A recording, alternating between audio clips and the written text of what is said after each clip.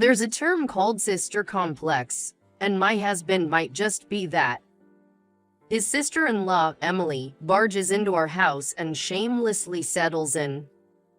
And she even rummages through my belongings. I can't forgive my indulgent husband, John, or the brazen sister-in-law, Emily. This is a short story about my journey to divorce. My name is Catherine. I recently turned 30 and got promoted to a long-awaited position at my company. In my personal life, I was enjoying fulfilling days with my newlywed husband, John. I was married to the man I love and got promoted at work. Though there were tough times, I was mostly satisfied with my work and personal life. Then one day, my boss ordered me, "Sorry for the short notice, but I need you to go on a business trip for 3 days starting next weekend." My workplace often requires travel, and I've been frequently sent on business trips since before I was married. Recently, after getting married, my boss seemed to be considerate, and I had only been going on day trips. Now that I've been promoted, I expect there will be more overnight trips. My boss emphasized this point. During lunch break, I contacted my husband about this. "Hey, John, I've got a business trip next weekend. I'll be away for 3 days. Is that okay?" Then, I got a leisurely response from my husband. "Really? But it's fine for 3 days. I'll ask Emily to come over." Emily is John's real sister. To be honest, I don't like this sister-in-law at all. Nah, you're asking Emily to come over. Why? Why? Because she can do housework, and I have work. We need someone to take care of the house, right? I couldn't help but get irritated with my husband, who spoke as if it were the most natural thing. The last thing I wanted was for his sister-in-law, Emily, to come to our house. The reason for this was her unreasonable behavior. Emily, my sister-in-law, would regularly visit our house, but I was never informed in advance.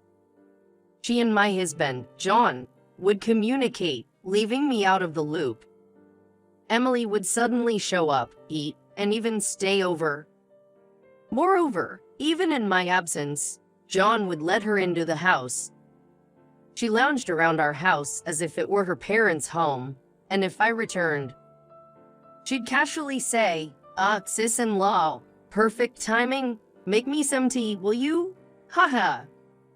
That would have been tolerable, but the worst part was her using my things without permission. She'd enter my room without asking and use my bags, accessories, and cosmetics as if they were hers. I asked John several times to talk to her about it, but he never took it seriously. Instead, he'd say, "She's happy to have a sister, you know? Haha, sisters share things, right?" That's why I wanted to avoid Emily coming over at all costs. And I know housework might be tough while I'm away on a business trip. But it's just for 3 days, right? I'll do the laundry when I get back, and for meals, we could just get something from the convenience store. Besides, Emily must be busy too. Despite my desperate persuasion, John wouldn't listen. "Don't worry so much. Emily likes helping out. Haha.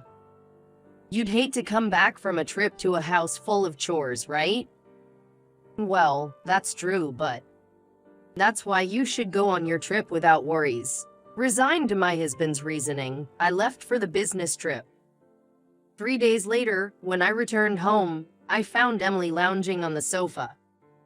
"Yeah, sis-in-law's back. Haha. Welcome home." Despite having asked Emily to do the housework, laundry was scattered everywhere, and dishes piled up. The stock of daily necessities was also running low. Did she really do any housework? "Emily, thanks for the housework, but you can go home now, it's fine." Emily responded leisurely to my cold reply. "Yeah, of course, I'm staying over. Aren't we having steak tonight? Haha." Indeed, John and I always had our favorite meal on the day I returned from a business trip. This time, after a hectic 3 days, we had decided on steak. But that was a plan made for just the two of us, not including Emily. I expressed my discontent to John. Hey, Emily says she's staying over. That's fine, isn't it? Haha. John replied with a hack smile. She's been taking care of the house in your place for 3 days, so let her have some steak. What? For 3 days? I had thought it was just for 1 day. But Emily had been staying at our house the whole time I was away. Unable to forcibly send her away, we ended up having steak together. I had been looking forward to this dinner throughout my business trip. My quiet anticipation was completely ruined. When I returned to my room after dinner, something felt off. The cosmetics and accessories I had kept in my drawer were missing. I confronted Emily about it. Hey Emily, did you take anything from my room? Emily looked at me with an annoyed expression. Yeah, I just borrowed them. I'll return them later. She said that and immediately went back to her phone. She clearly didn't want to talk to me. Frustrated by her attitude, I vented to John. Hey, Emily took my stuff again. Can you talk to her? Sigh, this again? She just borrowed them, right?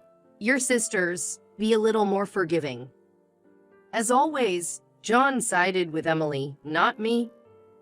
No matter how much I asked, it seemed unlikely he would ever act in a way I found satisfactory. I understand, that's fine. The unreasonable sister-in-law, Emily, and my overly indulgent and unreliable husband, John. I was filled with frustration, but I was too exhausted today. I went to sleep, still feeling unresolved. A month later, another business trip came up for me, this time for a week. When I got home, I told my husband about it. And I have another business trip, this one for a week. A week, huh, that's fairly long. Well, good luck. I'll ask Emily too. About that, I interrupted my husband as he was about to bring up his sister. And I'd rather not have Emily come over anymore. I told him straight, looking into his eyes. He responded somewhat angrily. What? Why would you say that?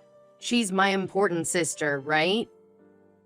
Look, I understand that it's tough to do the housework while I'm gone.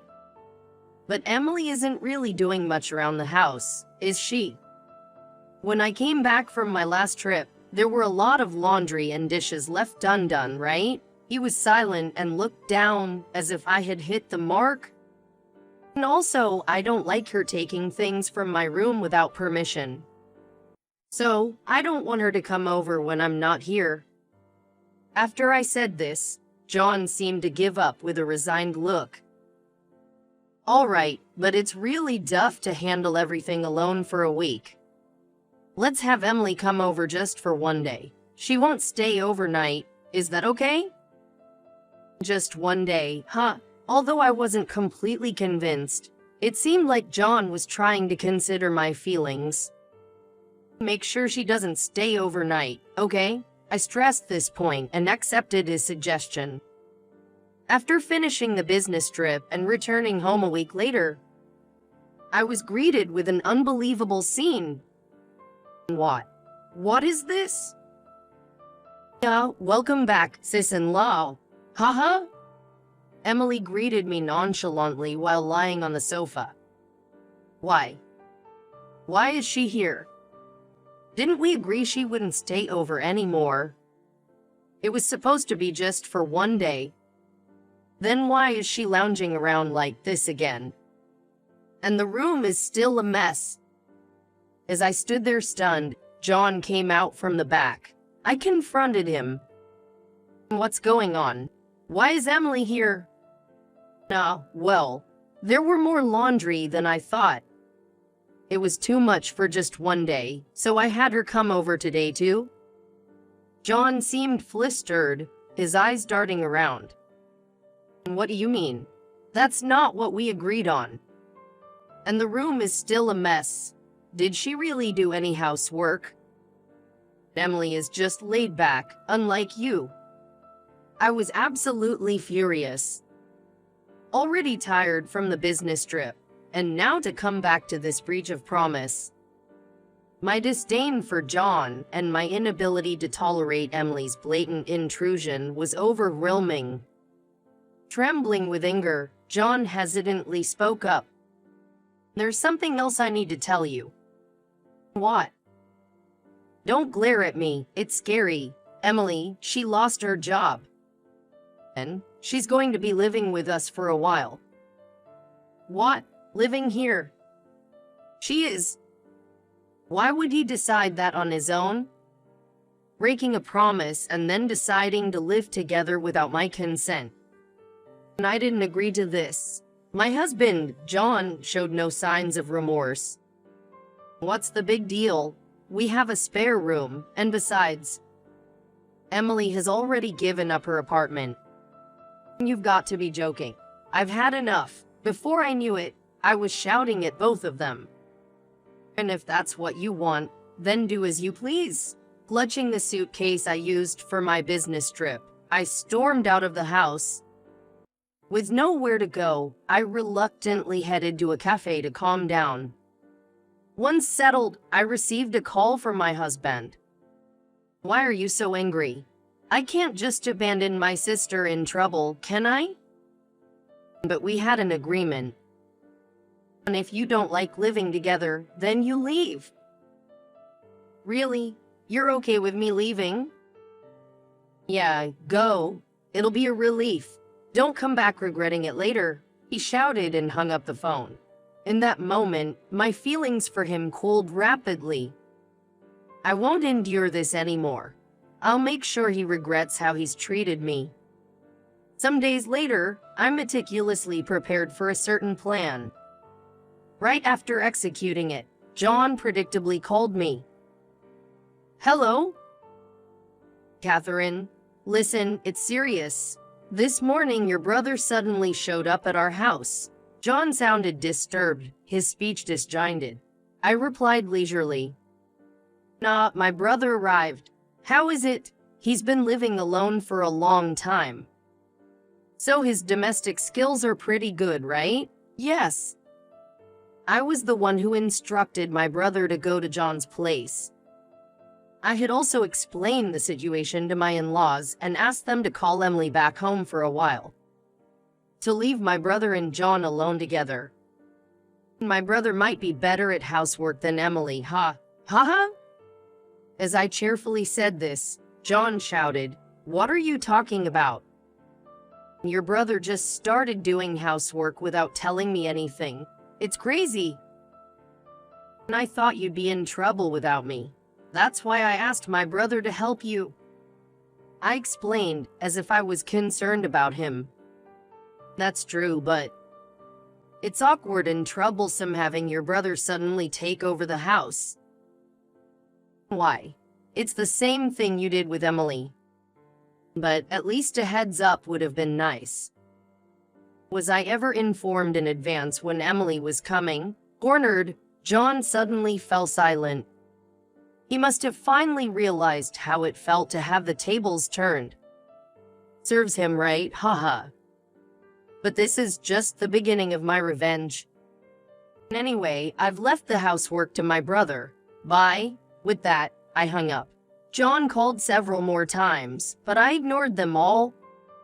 The next day, I asked my brother to implement the second phase of the plan. As expected, John called again. Hello? Catherine, you finally answered. Please, I beg you, help me? John's voice over the phone sounded almost tearful. Smirking, I listened intently. What happened now? Your brother. He's using my suits and bags without asking. All my stuff, without any permission. I responded to my husband's desperate plea for agreement with, "So, what's the problem?" That your brother just borrowed them, that's all. Borrowed my clothes without asking? John was clearly frustrated, trying to make his point. Yes, that's right. After all, you're brothers, right? It's normal for family to share personal items, isn't it? Is there a problem? Your brother is definitely out of line. No, your sister did the same thing to me, remember? When I complained about it, you said she just borrowed it. Haha. So, it's okay for your sister, but not for my brother? No, and by the way, I've already reported this to your parents. By now, Emily must be getting an earful from them. You involved my parents too? Yes, is that a problem? By the way, I had asked my in-laws not to contact John until everything was settled. John probably never imagined that I would involve his own parents in such a plan. Several hours later, I returned to the house where my husband was waiting along with my in-laws and sister-in-law. And with everyone gathered, I showed them a certain video. John was trembling as he watched the video, and Emily's face turned pale. This is footage from a hidden camera I installed before I left for a week-long business trip. I set it up just in case Emily tried something again. The footage clearly showed Emily rummaging through my room and taking my belongings without permission. How could you do such a thing?